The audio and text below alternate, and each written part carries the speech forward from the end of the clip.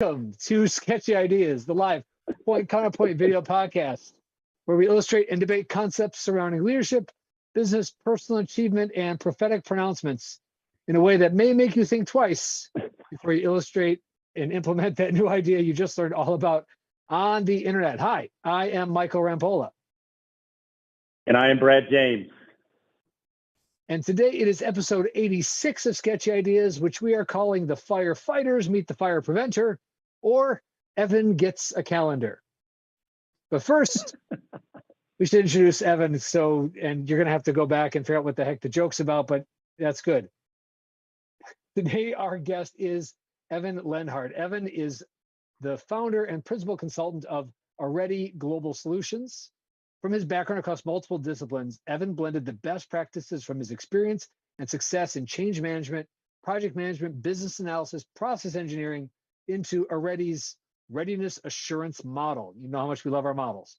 Over many years in leadership roles in the banking industry, technology and software, business analytics, Evan saw many projects unnecessarily struggle due to lack of quality preparation. So he developed the readiness assurance model and process that helps other leaders achieve more successful outcomes. He's even certified in this stuff. He's certified in project management by PMI, change management from ProSci, and Nicole is excited to say that he is also a fellow alumni of Purdue University. No, I'm sorry, Nicole's not alumni. She just loves Purdue now because of basketball. I think that counts. On a fan by association.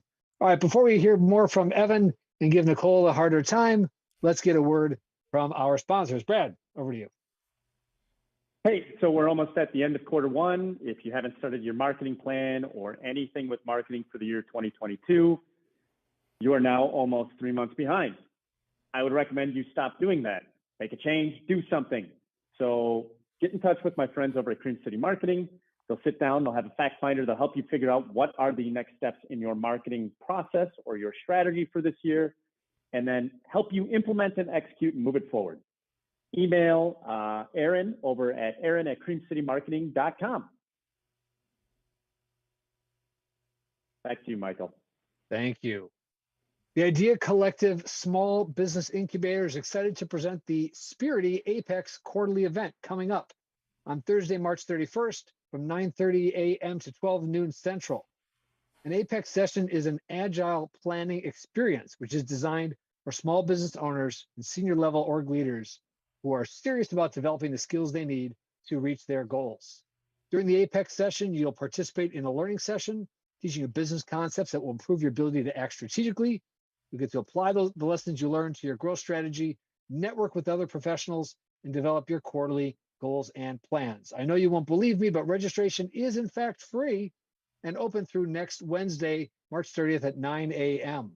Register 24 hours in advance, and you can join us at the Spirity Apex. Go to spirity.com/apex to register right now. All right, folks, thanks again for joining us. Again, we're at episode 86, in which Brad and Michael and Evan explore all of the sketchy ideas related to being as ready as possible. Evan, thank you for joining us. We're excited to have you and to hear more about what you do, how you do it, and why it's amazing. So thanks for being here. Thank you for having me. I didn't know I was supposed to bring prophetic pronouncements, but I'll see what I can do. Well, you know, I based on my experience with you, and Evan and I go back, by the way, Evan has the ability to predict the future. I mean, it's not an understatement. So prophetic pronouncements felt appropriate and unnecessarily tongue twistery for me today. So there we go. I'm raising my own bar. So Evan, tell us a little bit about what you do at Already Global Solutions and why it's amazing for businesses that are working on change. Well, thanks, Michael. My focus, I've chosen to focus on the banking industry. A good portion of my career was in banking, and so it's kind of a marriage of this discipline that I've created along with the experience. Worked for a fintech for 20 plus years. And the great part about that was I got to participate in all different aspects of banking. And worked beside bankers and learned everything about all the different parts of their operation.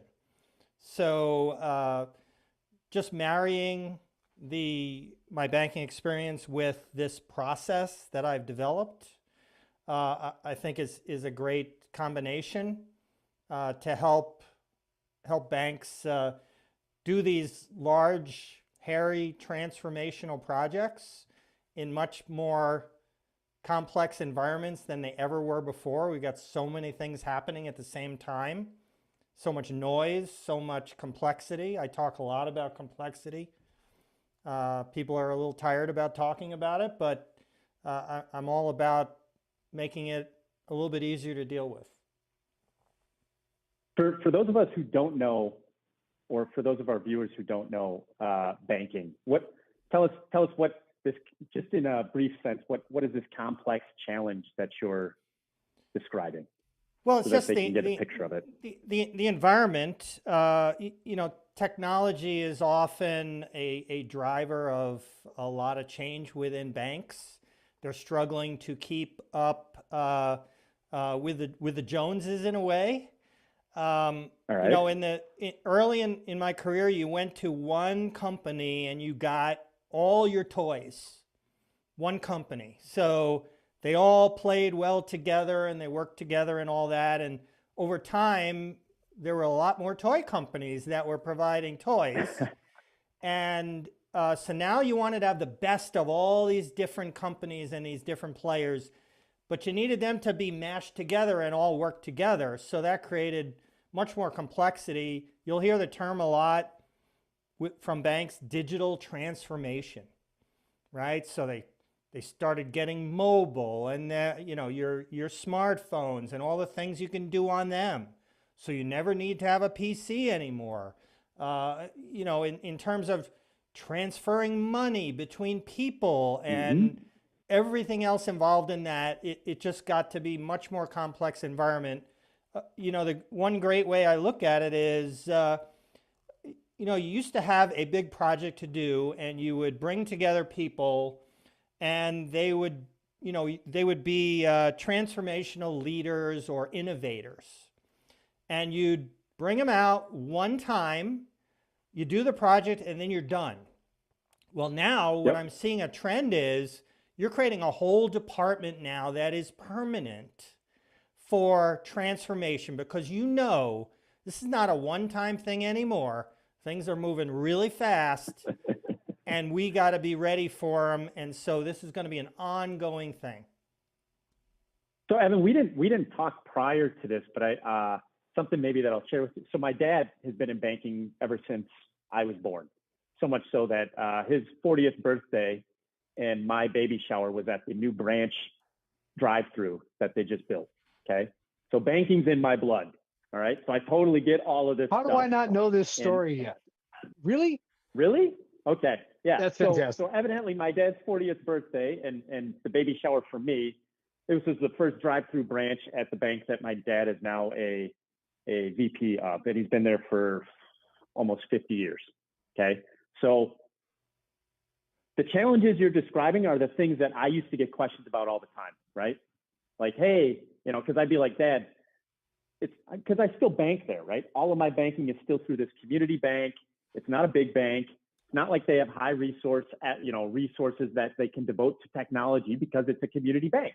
And community banks focus on the human interaction and the retail standpoint, right? For those of you who don't know, retail is like the tellers. So, but he was the one who built all the branches. He's the one who installed all the ATMs for a long time. He was the technology guy, which is totally ironic now, considering my dad is almost 75 and doesn't really understand technology, right? And I remember going in back in the day where things were still done on typewriters, right? That's banking always lagged. That's a technology. Of course it is. Technology. Of course it is. Yeah. So I guess I'm bringing that up because I understand exactly what you're meaning. So the biggest challenge that most people will relate to, who, if you're not in banking, one of the biggest challenges that banks dealt with was, if you guys are familiar with take a picture of your check and it automatically deposits. Yes. Guys, that was one of the biggest security things that community banks and banks dealt with probably about 5 years ago, right? And there's still banks today that don't have it because of the security risks involved with it. Is that something? Those are the types of things that you're talking about, right, Evan? Is like how to help banks integrate that into the larger security aspects of like Fiserv and the other ones that are building all the online platforms. Is that correct? Absolutely. Connecting all these disparate pieces and, just getting something done now, you've got to bring 10 people to a table and they all have to be talking the same language. Whereas you only needed one person before that because they represented all the solutions. Now you've got all these different providers with different ideas and that's the big complexity is just the number of players. So you remember banking when the computers used to be huge and take up whole rooms? I can't be that old, Brad. No way. I'm just asking. I mean, is that absolutely? When I was, well, I'll admit it. When I was in school, I did a little bit of Fortran programming with punch cards. So that's cred. See, that's cred in our world. That's legit. Seems pretty sketchy, right? Seems pretty sketchy. That's cred. I love that. All right. So Evan, tell me a little bit about you've been in banking. You're now out on your own. What was the thing that said, hey, why did you decide to go out on your own? I mean, you seem extremely intelligent. You sounds like based on what on your resume and places you worked at some great places, but there was something you shared with me before we hopped on here that I thought was really worth sharing with the audience because I think it's important and it'll help people understand why you're doing this now. Yeah, sure. So for most of my career, I worked with some very, very big companies. I mean, 50 to hundreds of thousands of people. Those big companies tend to be very structured, a lot of specialization. People have a very specific, narrow job because that's what works in the environment. Over my career, I started to diversify my interests and my capabilities and skill set. And I wanted to do more, and I felt like I could do more, but there were a lot of limitations on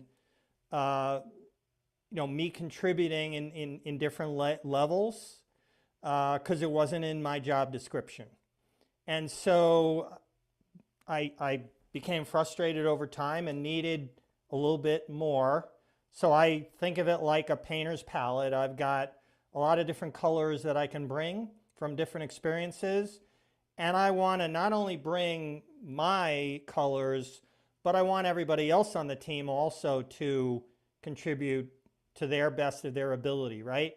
You may have been in a job for 5 years, 10 years, but that's not where you started. You've done a lot of other things in a lot of other places. That's all valuable in contributing to the team. So I had kind of a catalyst moment in end of 2018. I'd been working on a project for about 4 months. It was very intense. It was 100% travel to San Francisco. I'm in Milwaukee. It was a very high-touch, demanding client. I was working with a leadership team that was working 24/7 all the time. And while they didn't necessarily expect everybody else to work at that same pace, it did set a tone and created an environment that did create that expectation. So I was getting tired of that intensity and just feeling limited that I couldn't contribute all these other things that I could. And so I said, all right, I need to take a time out. Let's decide what I want to do next. And I had been developing techniques to get ready for projects and to avoid obstacles by seeing the future. I could play chess. I was never very good at it and I wasn't really excited about it. but I think if I liked it, I'd be a great chess player because you move here and I could see what's going to happen 5 moves ahead. And that's kind of one of my superpowers, if you will, and I want to be able to provide that.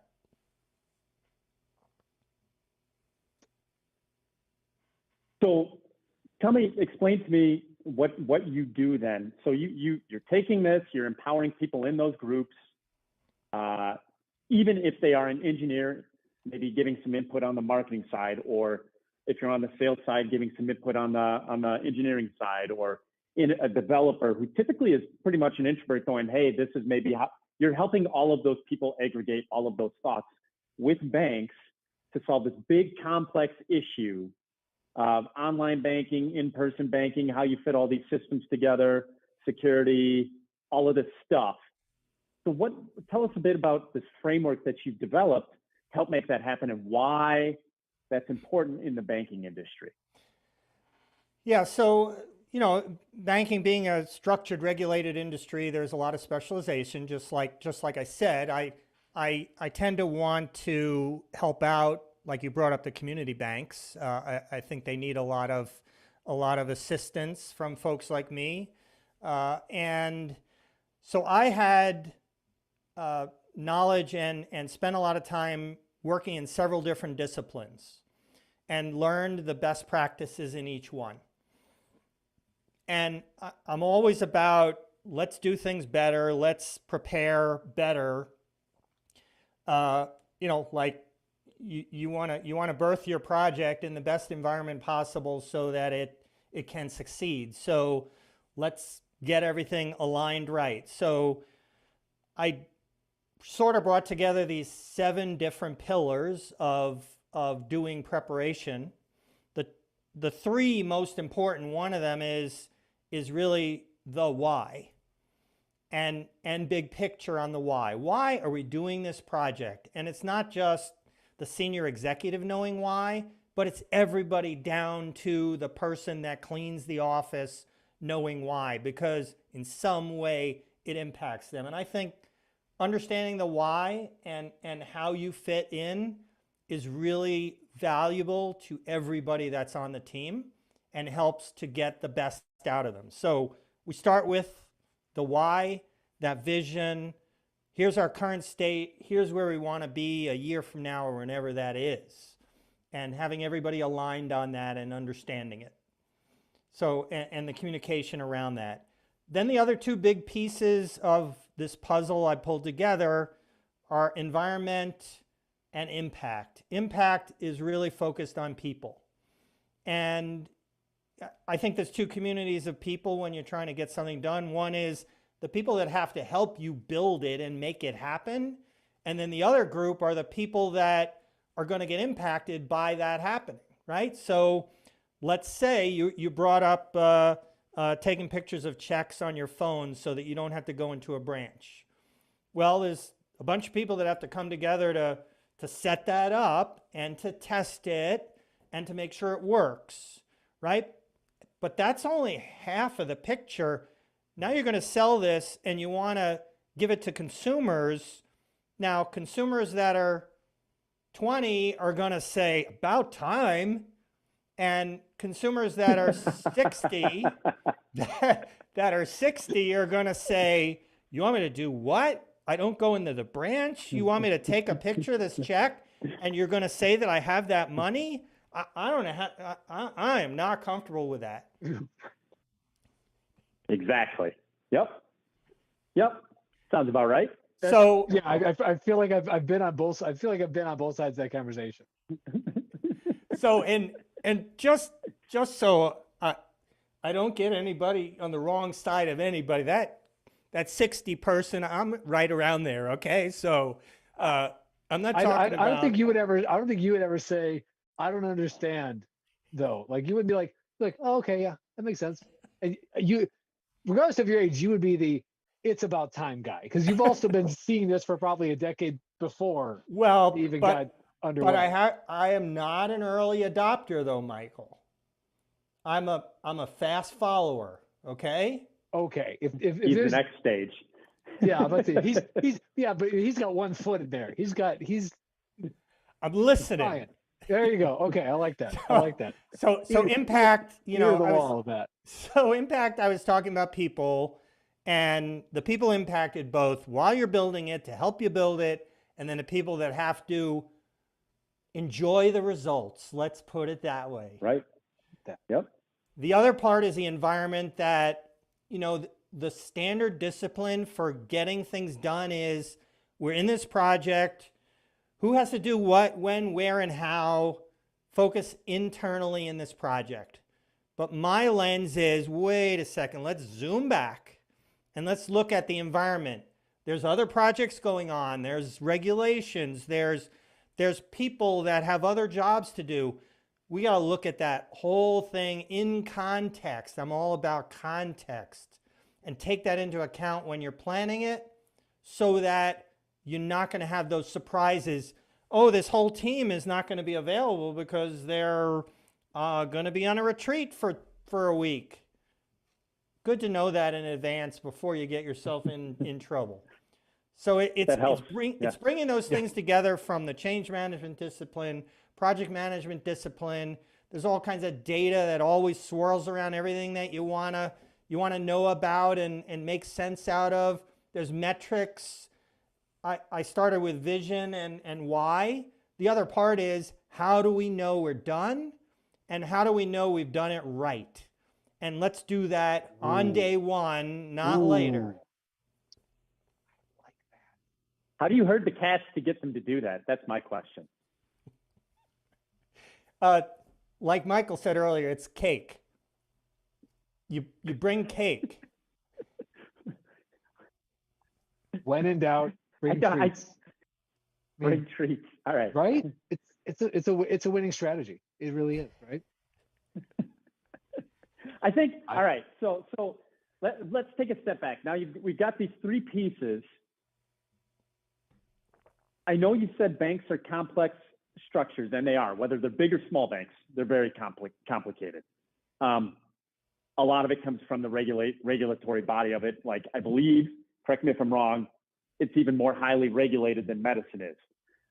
So that being said, well, but people don't die, so yeah. Right, but that doesn't mean. But I'm saying it's more highly regulated than medicine is in more ways because there's more layers and things along the way.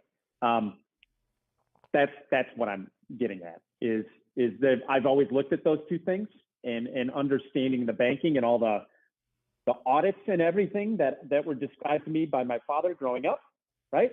And how now they've like tripled in frequency and all this stuff just because that's the way it works these days. Yeah. So it's just interesting. If you're not familiar with banking is a very old industry, and it's a very complicated industry, and it's extremely highly regulated. Hence the lack of regulations that all of us Bitcoiners and crypto people are fighting for. But anyway, so I'm curious though, now you've got this system, and how did this system come to be once you started working on your own with banks and with clients, and what about this system helps them to get from zero to finished project that's successful, faster, better, stronger, all the above? Can you still hear me, guys? My computer is freaked out Yes. all of a sudden. Yep. Okay. You're good. Nope, you're good. How did it know that I was on a podcast to do that? I've lost half of my monitors, but I can still see you. Good. Full disclosure, so I started my business in kind of beginning of last year, middle of last year. Okay. Not a great time to do that I can't imagine why, but or the perfect time to do it, because now you've just got a whole nother layer of complication and you're navigating it. True. Yeah. So, and I had not been focusing on banking. Okay. Oh, now I'm back. Okay, good. I was actually focusing on mergers and acquisitions because it's another area of experience I've had quite a bit of and was very interested in. I've only returned back to the banking discipline this year. So Okay. it's all about business development. My year is about awareness and visibility and trying to get the best kept secret of 2022 out in the world. All right. So you're now working with banks. How did your experience in the M&A world apply? How does that help you fix? Because mergers and acquisitions, guys, if you're not aware, a lot of paperwork, a lot of bureaucracy, a lot of checking the boxes, a lot of communication, a lot of trying to make both sides happy, I would assume. And a lot of everybody telling you, no, we're different. I'm guessing. I'm guessing Right. a lot of people Yeah. making a case for things being more, different, unique, and special, and when in reality we all know that they're not. Yeah, well, my story behind that is, so I developed this readiness assurance concept, and I Yep. started meeting people in the M&A community in Milwaukee, which is pretty robust. There's a lot of stuff going on in the middle market, small market, family-owned businesses, things like that. And I felt like there were gaps in the market of services. And I thought that there Okay. was a lot of opportunity to fill those gaps. So I'll keep it as simple as possible.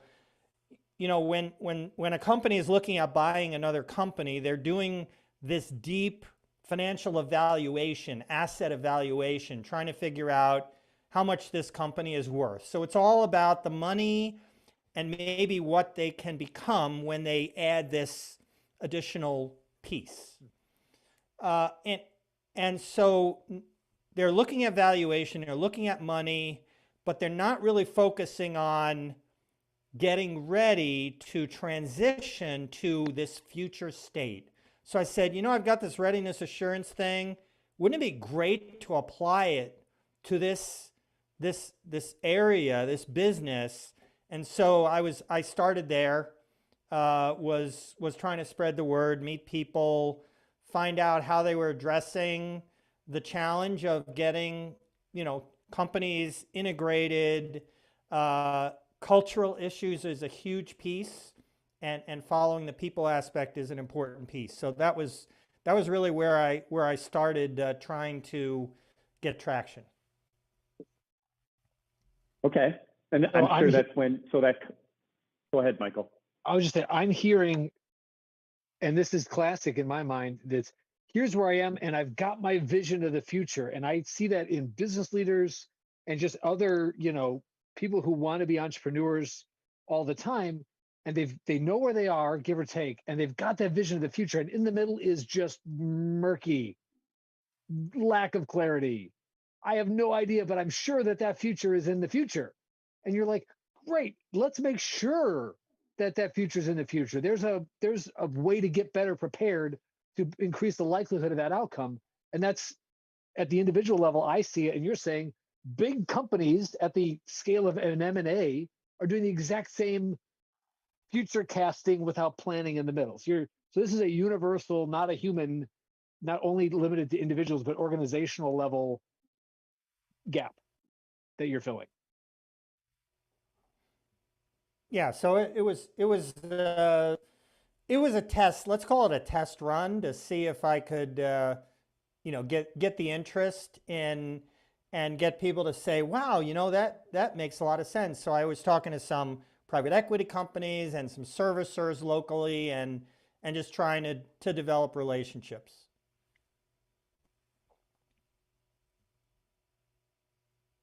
I imagine Okay, so that the investment on this is probably, this is like buying insurance. Like it's that future state is probably very lucrative, especially in M&A, right? And in banking too. If we can get this thing figured out in banking, I'm sure that puts us in a much stronger position for a bunch of different reasons. But there's a bunch of like unknown and risk in between. What you're saying is people just take the risk and go for it anyway in general, and they're not taking the time to get ready. Like this is more common, unfortunately, probably more common that people are jumping in with 2 feet than they are taking the time to get properly prepared. We'll figure it out later when we have to. We'll do the Right. firefighting later when we have to, or There we go. another team will do it. Brad, deep breaths, Brad. Deep breath. Brad's got a vein that's popping right now. So, all right, so Evan, hearing your readiness assurance model, here's the 2 things that I took away from it. One of which is it's bigger. What I mean by that is you said the why for everyone, and when you talked about like down to the person sweeping the floors, I got the Disney model of everybody in the whole park is part of the experience, and they understand that their contribution, whatever it is, matters, and why it matters.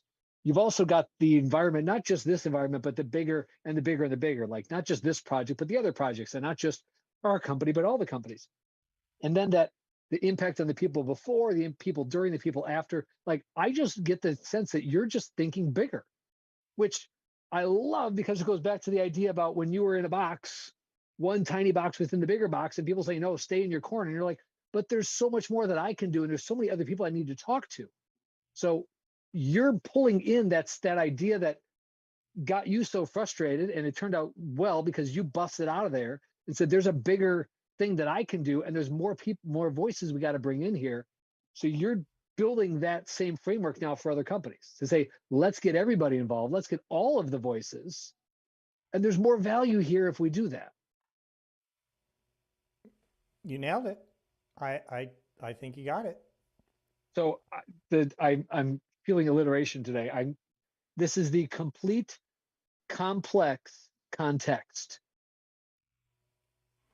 The readiness assurance model provides the complete complex context, which most organizations aren't willing to dig into or wouldn't even know where to begin, which is probably why they don't bother. I mean, there's 2 reasons. I don't want to know. And even if I wanted to know, I wouldn't know how to figure it out. So let's just get started. Yeah. Deep breath, Brad. Yeah, and we'll figure it out later. There's a lot of pressure to produce results very quickly. Oh yeah, the bias for action. We need to show that we're in motion, and I'm imagining that, knowing what I'm guessing is you're doing, this will look like motion because there's a ton of activity to build out this model, and we're going to get a lot of people moving. Might not be forward, but at least in motion towards getting ready to get going forward.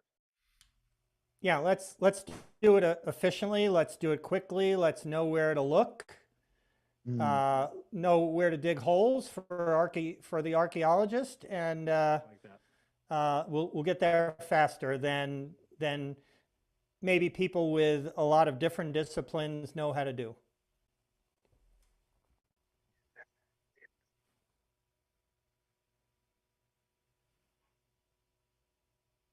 All right, Brad, where do we turn them loose? Because I feel like we've got 4 or 5 different places where a model like this would be immediately and massively useful. Well, I mean, first of all, I think if you're in an organization that's been siloed, which a lot of banks have been for a lot of years, and there's a lot of people in the executive room doing roles and communicating in areas that they don't necessarily have expertise in. Yep. Just knowing how that banking industry, especially at the community level, has shifted over time.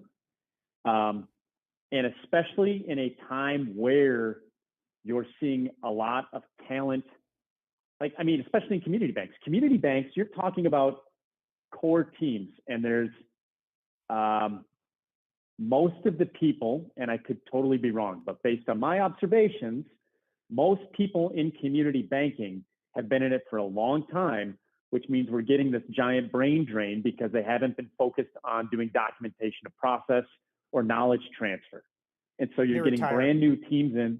Yeah. There's a lot of retirement happening right now.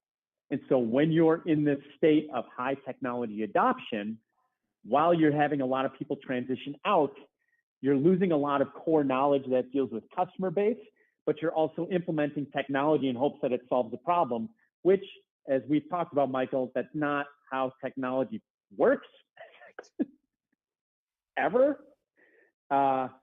So I think if you're one of those institutions that's trying to figure out, hey, how do we at least move this thing forward? I think that's a huge need. I mean, in every single state. I mean, there's community banks who I talk to regularly who are like, hey, we can't move forward because of X, Y, and Z. And so they've built these own hurdles, and they're trying to dig out of it with the use of technology without accessing the information and knowledge from everybody inside of that institution. So that's my thought. I don't know, Evan. Does that sound about right to you?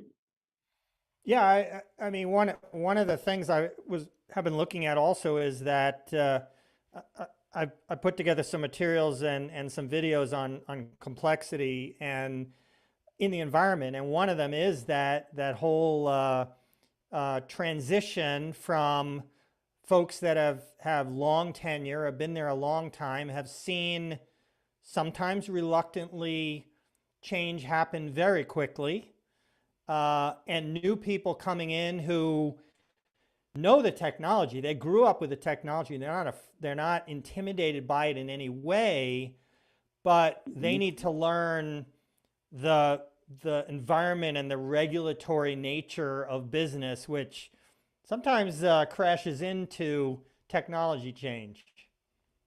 Yeah, and it causes roadblocks that people don't know how to navigate or get frustrated with very quickly, right? That's, I mean, me being one of those people who gets frustrated with why can't I do it because some red tape, right? It's extremely frustrating, especially because most people don't understand why that red tape was put there, and it was there for a very good reason. Now you just have to figure out a way to navigate it. So I foresee like that's a huge need, and I think that as this happens, there's a huge need for what you do, especially just in the transition of communicating and translation of the information, right? Translating from one generation to the other. I mean, throw back to the millennial conversation, Michael. But anyway, hey, how do people get a hold of you? I'm just curious. We didn't really talk about that. How do people get a hold of you? Got a great website, if that's what you're talking about. Yeah, what is it? What is it? AretiGlobalSolutions.com. All right. Areti is spelled A-R-E-T-E, correct? Yes, and it All right. stands for excellence. It's a Greek word. Ah, all right. I like that. I like that a lot. And guess We like what? the This is here. just this really quick story. I picked this name in 2013 when I was first thinking of doing this, just because my wife and I liked it, okay? And we needed to come up with a name. Readiness assurance did not exist back then. It wasn't even a concept. So fast forward to 2021, now I have readiness assurance, and now you can get ready with Areti. See? Well done. I told you, he predicts the future. I told you. It doesn't even beyond even his comprehension. That's great. That's great. Hey, I wish we could keep talking. Unfortunately, we've gone over our time, but so we're going to wrap this thing up. So we just learned about the readiness assurance model and the importance of building a complete complex context before you drive forward on your next critical change project, where you definitely need to have cake. And we trust that you learned something too. Now that you understand why, next week's episode, we're going to take this a little further, going back to kind of what's going on in the world today, diving in. At some point, Evan, I would be very excited to pick your brain on the whole Bitcoin adoption dealing with community banks, because that sounds like something that's going to have to come, something that I've been working on. So we'll have to find time to do that. But next week, we're going to dive into more. And in the meantime, if you have questions, ideas, complaints, anecdotes, memes, things you want to just tell us, whatever, email us at info@sketchyideashow.com. And a member of our team, probably Nicole, will get back to you in the meantime, and come back next week when we dig holes into even more sketchy ideas live And remember, just because it's a sketchy idea doesn't mean it's not worth exploring. We'll see you next time.